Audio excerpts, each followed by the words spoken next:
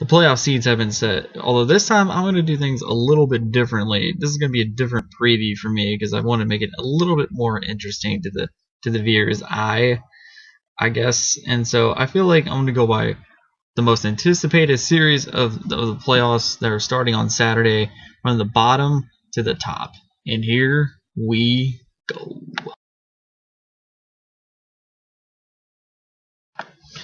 Another first round series, another first round sleeper for the Miami Heat as they take on the Charlotte Bobcats in this year's round 1 of the NBA playoffs. And the Heat will start taking on the Bobcats, I believe, Sunday on ABC. Don't correct me on that because the NBA schedule hasn't come out yet. Now, this matchup features the struggle of the Heat heading into the playoffs. Dwayne Wade still lingering with an injury, but they are facing the Charlotte Bobcats, whose main players consist of young starts Kimball Walker and Michael Kidd-Gilchrist. I'm not a big fan of this matchup, but I don't think the Bobcats, I know they haven't won a game their entire franchise, and I know the Heat are looking to prove a point, and I know everyone around the nation is claiming it's already Heat Pacers in the Eastern Conference Finals. Now, I do think there could be a team that could give the Heat a challenge, but the Charlotte Bobcats aren't one of them. Heat in 4.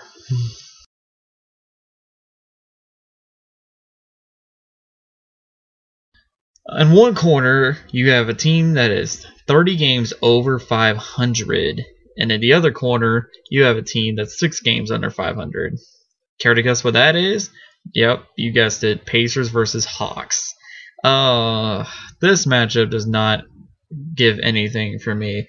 I mean, to me, this is a good chance for the Pacers to work out whatever problems they had ending this season on the slump that they were in.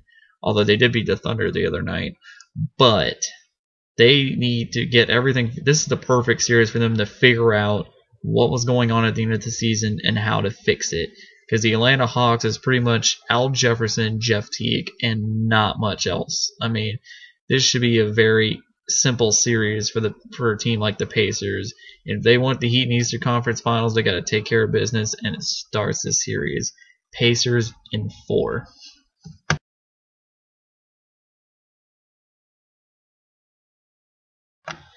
Now, I know this particular matchup that's going to be featured in the playoffs has had a historic rivalry, an interstate rivalry of sorts.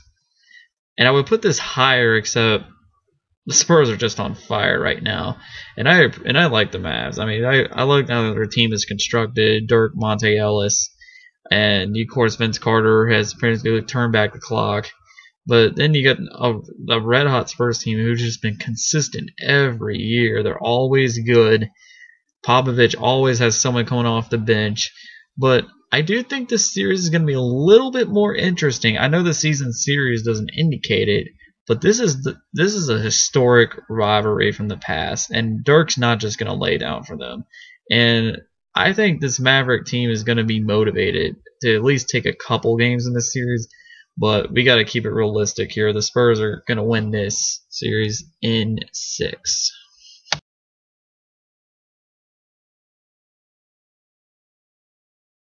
One injury really changed the team in the previous postseason, and that one player made a huge difference in a certain second round matchup from last year. That certain player is now healthy, and now they get a chance to get revenge at the team who eliminated him. And yes, I'm talking about Thunder versus Grizzlies. Now, you may wonder why I don't have this series up as high. It's just because I just don't think this Grizzlies team is near as good as the one that made the Western Conference Finals last year. And I'm not convinced that they were the better team last year because Russell Westbrook was hurt last year. And that made a huge impact. And the Grizzlies, their defense is amazing. Let's just say that. Their defense is amazing. Their offense, suspect. Their new coach, not a fan of him yet. I still prefer Lionel Hollins.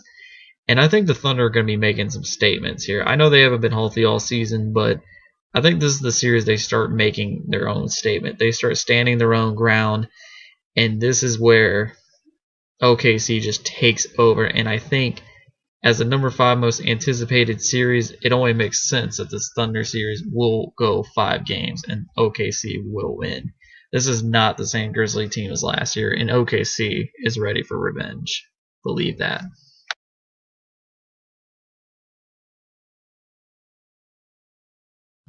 One thing I can guarantee for sure, aside from focusing from their own series, is that the Miami Heat will definitely be focusing on this particular series. What one, you may ask? It's a series. The two teams in the series consist of one team that they swept in the regular season, and the other one has swept them. Raptors, Nets. This is going to be a pretty good series, and it's going to be a very interesting one. And I bet Miami Heat is really pulling for Toronto. Not that Toronto's going to be a walk in the park, but it's a lot better matchup than the Brooklyn Nets will be. I mean, Nets have experienced veterans like Paul Pierce, Kevin Garnett, Darren Williams. The list goes on. They're just a greatly built team. Jason Kidd has done a great job of coaching these guys. And I will give credit to the Toronto Raptors as well. They came out of nowhere this season. No one would ever predicted them to be third place in the Eastern Conference. I know the East is not really that spectacular, but it's an interesting to see that they are succeeding at such a high rate, especially after the Rudy Gay trade. After that, you thought they would have gone downhill, but they just got better. And it's guys like DeMar DeRozan and guys like Terrence Ross and guys like them. I mean, not a lot of very notable names, although you would know Terrence Ross from the dunk contest, which I still hate the fact they changed the format. Regardless, this is going to be a very interesting series, and I do recommend this to the viewer's eye. And I'm going to go with the underdog in this one, Nets in 6, although I don't think the Nets are much of an underdog, but seeding-wise they are.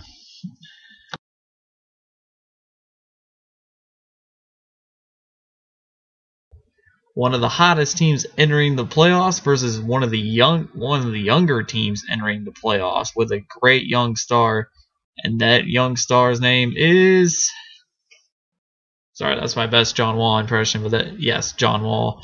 And the Bulls face the Wizards is my third most anticipated series, and I find this very interesting. I think it's going to be a very decently even matchup, and I think this is going to be one of the best series in the first round. Like, I honestly do. Like, it's questionable you could say that, but I just find it entertaining. I think this is a good mix of everything: offense, defense. I mean, Joakim Noah is playing the best basketball of his career, in my opinion. The Bulls always had a solid foundation, that largely in courtesy of Tom Thibodeau, their coach. Always had a great defense. They always seem to be good. They lost Nate Robinson, but it didn't really stop them or anything. They lost Luol Deng, and yet here they are. They're still doing good, and even without Derrick Rose, who got injured once again. And I believe the day he can ever stay healthy will be the day the Bulls or fans really remorse. And the Wizards are just an interesting team to watch. I mean, mostly John Wall, but I think this is going to be good. Yeah, but I will say Bulls in 6.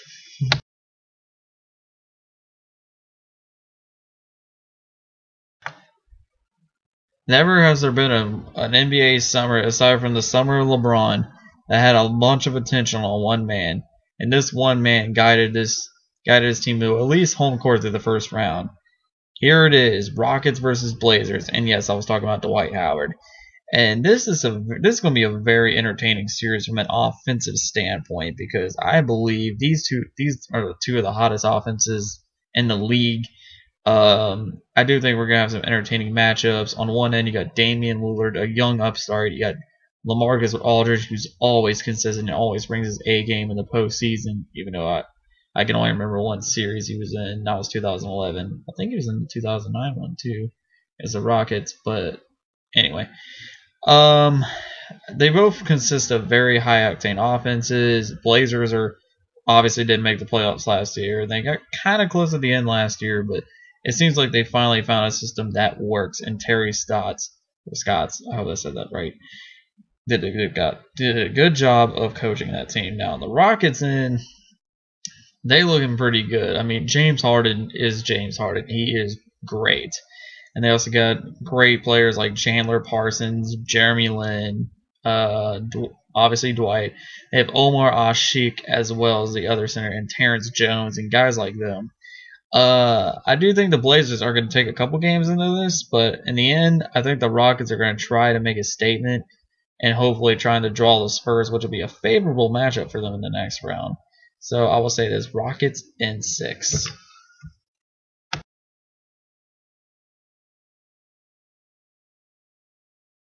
And we're gonna wrap this up talking about the most anticipated series of this first round. We got the Clippers and the Warriors. Now I know I'm being a little bit too obvious, but honestly, how can nobody not like this matchup? We got Chris Paul, Blake Griffin, JJ Redick, and DeAndre Jordan, Matt Barnes on the one end, and on the other end we got Steph Curry, Andre Iguodala, Klay Thompson, David Lee. I was going to say Andrew Bogut, but he is unfortunately injured and he will probably not be participating in this series. That's going to be a crucial blow for the Warriors, but I don't think that's going to stop the three-point shooters in Klay and Steph. Now, obviously, I know if you watched my other video, I had it Clippers-Pacers in the finals. I do think the Clippers will have a tough time in this series, but I do think the Clippers will win this series, but it's going to be an epic one, and it's going to be a grind from start to finish. So, give me the Clippers in 7 in epic fashion. Thanks for watching my countdown preview. I will be editing these, or I'm not editing. I will be reviewing these games as they play along. So expect my first review regarding the Saturday games either most likely Sunday morning. So I will be as consistent as possible this time. I'm actually going to be more consistent throughout all this time, but I'm looking forward to this postseason. This is looking to be a good one. I hope you all watch. Keep in touch. Subscribe. I'm out.